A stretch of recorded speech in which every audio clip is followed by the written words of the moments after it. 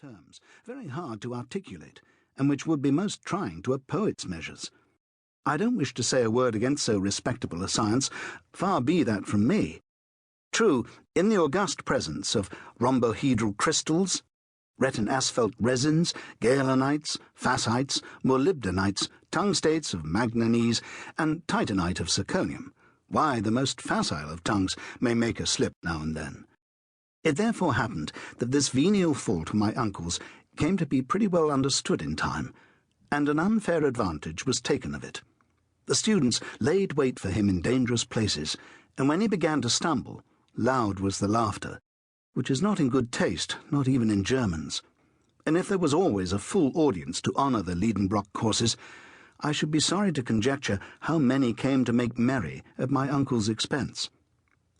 Nevertheless, my good uncle was a man of deep learning, a fact I am most anxious to assert and reassert. Sometimes he might irretrievably injure a specimen by his too great ardour in handling it, but still he united the genius of a true geologist with the keen eye of the mineralogist.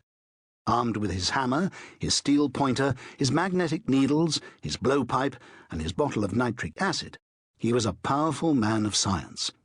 He would refer any mineral to its proper place among the 600 elementary substances now enumerated, by its fracture, its appearance, its hardness, its fusibility, its sonorousness, its smell, and its taste. The name of Lidenbrock was honourably mentioned in colleges and learned societies. Humphrey Davy, Humboldt, Captain Sir John Franklin, General Sabine, never failed to call upon him on their way through Hamburg.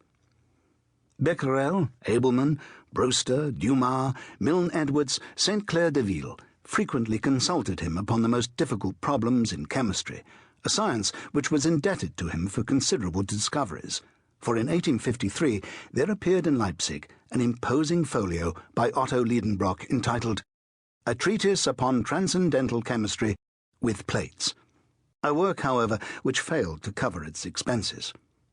To all these titles to honour, let me add that my uncle was the curator of the Museum of Mineralogy formed by Monsieur Struve, the Russian ambassador, a most valuable collection, the fame of which is European. Such was the gentleman who addressed me in that impetuous manner. Fancy tall, spare man of an iron constitution, and with a fair complexion, which took off a good 10 years from the 50 he must own to. His restless eyes were in incessant motion behind his full-sized spectacles. His long, thin nose was like a knife-blade. Boys have been heard to remark that that organ was magnetized and attracted iron filings, but this was merely a mischievous report. It had no attraction except for snuff, which it seemed to draw to itself in great quantities. When I have added, to complete my portrait, that my uncle walked by mathematical strides of 1.5 yards, and that in walking he kept his fists firmly closed, a sure sign of an irritable temperament, I think I shall have said enough to disenchant anyone who should by mistake have coveted much of his company. He lived in his own little house in Königstrasse, a structure half brick and half wood, with a gable cut into steps. It looked upon one of those winding canals which intersect each other in the middle of the ancient quarter of Hamburg, and which the great fire of 1842 had fortunately spared. It's true that the old house stood slightly off the perpendicular and bulged out a little towards the street. Its roof sloped a little to one side, like a cap over the ear of a Tugendbund student.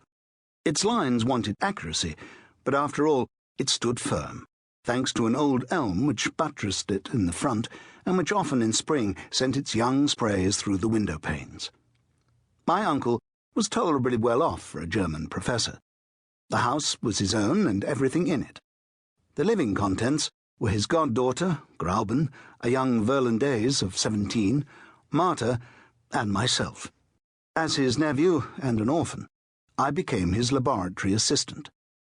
I freely confess that I was exceedingly fond of geology and all its kindred sciences. The blood of a mineralogist was in my veins, and in the midst of my specimens I was always happy. In a word, a man might live happily enough in the little old house in the Königstrasse, in spite of the restless impatience of its master, for though he was a little too excitable, he was very fond of it.